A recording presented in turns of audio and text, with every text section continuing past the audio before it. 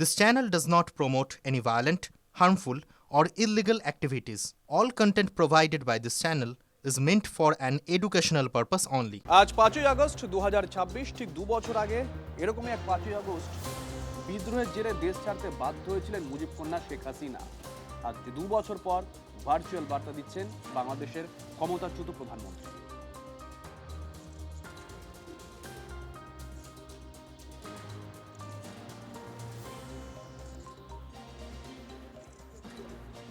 Around 650,000 have been arrested over the last 2 years, and 3,500 cases have been filed. Namely, nearly 450,000 leaders, workers, and supporters are accused. More than 1 million others have been listed as unnamed accused. Against me, more than 600 cases has been filed. Women activists of Satru League, student organization, youth league, other affiliated organizations are facing abuse, humiliation, torture in custody. Many leaders and workers have also died in prison amid documented accounts of torture, denial of medical treatment, deprivation of food, negligence, and denial of basic rights. The persecution is not limited to the Awami League members of only. The member of minority community, judges, lawyers, intellectuals, cultural figures, journalists, professionals, workers, even rickshaw pullers, farmers, ordinary citizens have been attacked, arrested, or accused in murder cases. No one who stands for the spirit of the liberation war is safe. Symbols and memorials of our liberation war have been destroyed. Freedom fighters have been humiliated with garland of shoes. The historic residence of Bangabandhu Sheikh Mujibur Rahman, the Bangabandhu Memorial Museum at Dhanmondi 32 has been attacked and demolished in phases. This is not random violence. This is an attempt to erase the spirit of the liberation war from Bangladesh. Muhammad Yunus himself spoke of pressing a reset button to whip away the country's previous history. They want to erase the liberation war, they want to erase Bangabandhu, they want to rewrite Bangladesh against the foundation on which it was born. Convicted war criminals have been released, militants and top terrorists have been freed. Even after a staged election brought the BNP to power, the situation did not change. Bangladesh remains a grip of fear, terror, repression, economic hardship, and deep insecurity. Now, look at the condition of the country.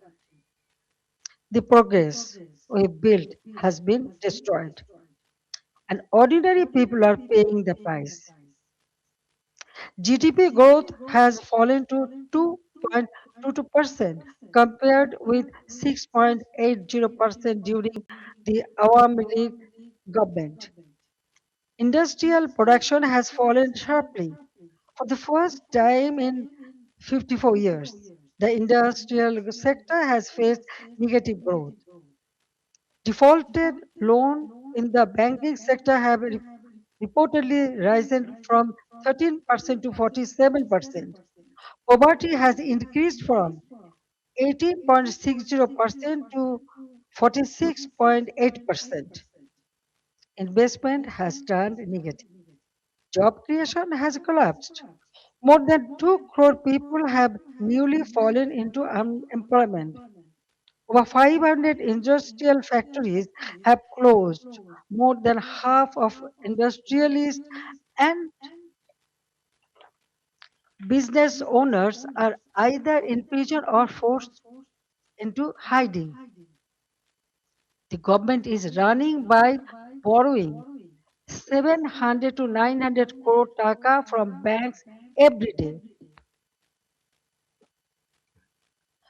Project cost have been increased by 50% to 250%.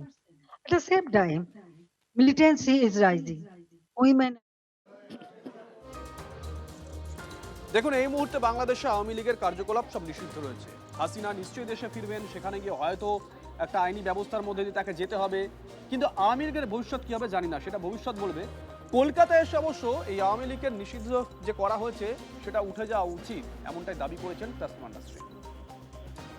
আমি হাসিনার কিছু কাজের সমালোচনা করি, কিন্তু আওয়ামী লীগকে ban করার বিরুদ্ধে আমি কথা বলছি, কারণ এটা অবশ্যই গণতন্ত্রের বিপরীতে একটি সিদ্ধান্ত, এবং অচিরে আওয়ামী লীগের উপর থেকে ব্যান তুলে নেওয়া হোক এটা চাই, এবং আওয়ামী লীগের যারা দেশের বাইরে আছেন তারা যেন দেশে যান, নিরাপদে থাকতে পারেন, সেই ব্যবস্থা যেন করা হয়। কারণ প্রচুর আওয়ামী লীগের নেতা কর্মীদের অত্যাচার করা হয়েছে, অনেককে মেরেও ফেলা হয়েছে। এগুলো ঠিক গণতন্ত্রে, আবার এগুলো করার পরেও গণতন্ত্র নিয়ে বড়াই করবে, এটা তো হয় না, না। সেই জন্য তারেক রহমানকে আমার মনে হয় যে আমরা মানে ওখানে যারা আছে, যারা প্রগতিশীল, তারা চাপ যেন দেয় যে আওয়ামী লীগের উপর থেকে যেন ব্যান তুলে নেওয়া হয়।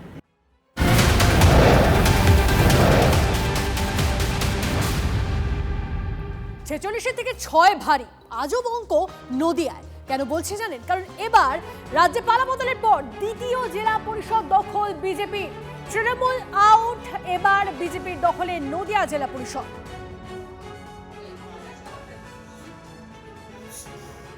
তৃণমূলের সমর্থনে হয়নি, তৃণমূলের সমর্থনে এই জায়গায় তৃণমূল বলে কেউ ছিল না। এখানে আমরা প্রার্থী ছিল না, এবং আমরা বিবেক ভোটে জিতেছি। তারা স্বচ্ছতার সাথে এগোতে চেয়েছে, তারাই আমাকে ভোট দিয়েছে। যে বিবেক ভোট আপনাকে যারা দিল, কি কেমিস্ট্রিতে বিবেক ভোট দিল, মানে তারা কেন আপনাকে ভোটটা দিল? তারা হয়তো বুঝতে পেরেছে তারা কাজকর্ম এবং স্বচ্ছতার সাথে করতে পারছিল না। আমরা স্বচ্ছতার সাথে এগোবো আগামী দিনগুলো। তৃণমূলের সদস্য নন? অবশ্যই তৃণমূলের সদস্য তারা। ভালো তৃণমূল খারাপ তৃণমূল জানি না, তারা বিনা প্রতিদ্বন্দ্বিতায় জিতেছি আমি। আমাদের প্রতিনিধি মহাদেব আমাদের সঙ্গে রয়েছে। মহাদেব, কোন সমীকরণে সম্ভব হলো এটা? দেখো, এটা ভোটদান থেকে বিরত থাকা, আর ভোটদান থেকে বিরত থাকার কারণেই মূলত এটা সম্ভব হয়েছে বলে জানা যায়। তার কারণ 6 জন সদস্য, আর মোট আসন সংখ্যা কিন্তু 52। সেক্ষেত্রে সংখ্যাগরিষ্ঠতা হতে গেলে কমপক্ষে 18 জন সদস্যের প্রয়োজন ছিল। আর সেখানেই মানবিকতার কথা বলছেন বিজেপি। মানবিক ভোট, অর্থাৎ ভোটদান থেকে বিরত থাকলেন তৃণমূলের একটা বৃহৎ অংশের সদস্য যারা, তারা অর্থাৎ তৃণমূল কোনো প্রার্থী দিলেন না, এই প্রতিদ্বন্দ্বিতা করলেন না। ফলে বিজেপির যে সদস্যরা ছিলেন তারাই তাদের পক্ষ থেকে সভাধিপতি নির্বাচিত হলো। অর্থাৎ 6 জন সদস্য নিয়ে কিন্তু বিজেপি সভাপতি নির্বাচিত হয়েছে, এবং তৃণমূল বিরতি থাকার কারণে। বেশ, ধন্যবাদ। আমাদের এমপি সাহেব সাধারণ বিবেক ভোটের আহ্বান জানিয়েছিলেন, আর সেটা আজকে যে সভাধিপতি নির্বাচন ছিল সেখানে আমরা দেখলাম যে স্বতঃস্ফূর্তভাবে আজকে বিভিন্ন রাজনৈতিক দল থেকে তারা সেখানে সামিল হয়েছিল আজকে সভাপতি নির্বাচনের পক্ষে। আর সেখানে সবাই মিলে কোনো প্রার্থী সেখানে তারা দেয়নি, একটাই প্রার্থী, ভারতীয় জনতা পার্টির প্রার্থী প্রণতি বিশ্বাসী সেখানে নাম এসছে, এবং তারা সবাই তাকে সমর্থন করেছে। দীর্ঘদিন ধরে নদিয়া জেলা পরিষদ তৃণমূল চালিয়েছে এবং এত দুর্নীতি করেছে, এবং এখানকার যিনি সভানেত্রী তিনি এমন স্বৈরাচারী ভাবে তার দল পরিচালনা করেছেন যে আজকে তাদের ভেতরে একটা অংশ যারা মানুষের উন্নয়নে হয়তো কাজ করতে চেয়েছিলেন কিন্তু তারা বঞ্চিত হয়েছিল। আজকে তাই পালাবদলের পরে যে 6 জন আমাদের জাতীয়তাবাদী রাষ্ট্রবাদী ভারতীয় জনতা পার্টির সদস্য ছিলেন তাদেরকে তারা আজকে মানবিক সমর্থন জানিয়েছেন, এবং আমাদের ভারতীয় জনতা পার্টি থেকে প্রণতি বিশ্বাস তিনি আজকে সভাধিপতির যে নির্বাচন তিনি সেখানে নির্বাচন লড়েছিলেন, কিন্তু ভেতরে যারা ছিলেন তারা কেউ আর অন্য দ্বিতীয় নাম করেননি নিজেদের তৃণমূল কংগ্রেসের। ফলে একটা প্রতিদ্বন্দ্বিতা না থাকার কারণেই আজকে প্রণতি বিশ্বাস মহাশয়া আজকে ভারতীয় জনতা পার্টির পক্ষ থেকে জেলার সভাধিপতির পদে তিনি নির্বাচিত হয়েছেন।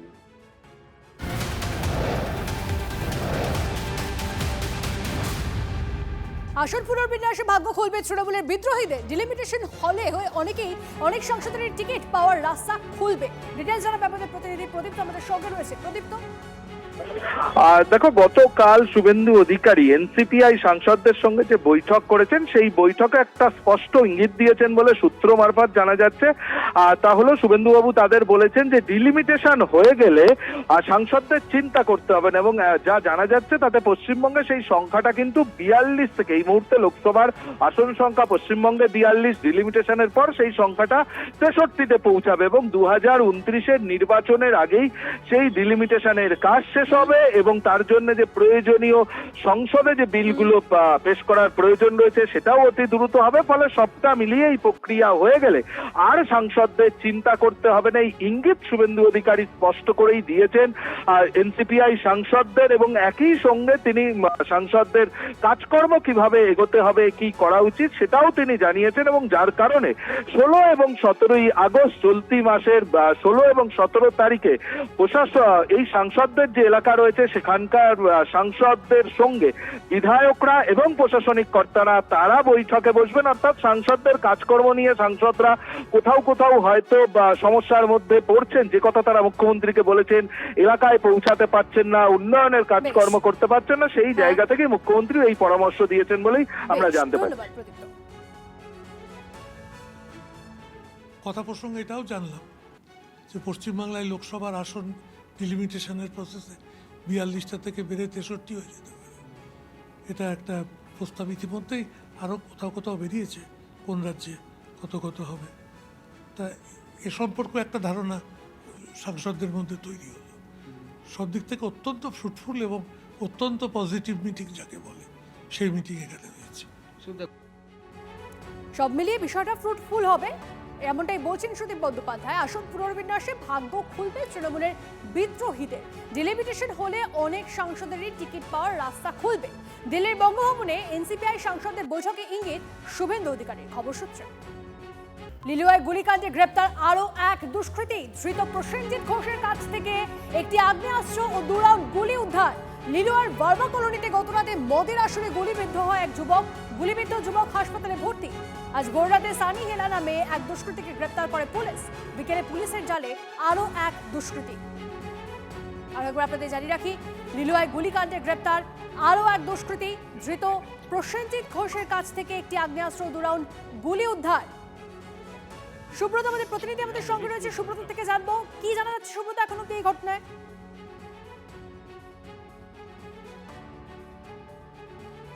সুব্রতর সঙ্গে আমরা কথা বলার চেষ্টা করছি, তবে তার আগে আরো একবার আপনাদের জানিয়ে রাখি এই মুহূর্তে যে আপডেট আসছে, লিলুয়ায় গুলিকাণ্ডে গ্রেপ্তার আরো এক দুষ্কৃতী। ধৃত প্রসেনজিৎ ঘোষের কাছ থেকে একটি আগ্নেয়াস্ত্র ও 2 রাউন্ড গুলি উদ্ধার। লিলুয়ার বর্মা কলোনিতে গতরাতে মদের আসরে গুলিবিদ্ধ হয় এক যুবক। গুলিবিদ্ধ যুবক হাসপাতালে ভর্তি। আজ ভোর রাতে সানি হেলা নামে এক দুষ্কৃতীকে গ্রেপ্তার করে পুলিশ। বিকেলে পুলিশের জালে আরো এক দুষ্কৃতী।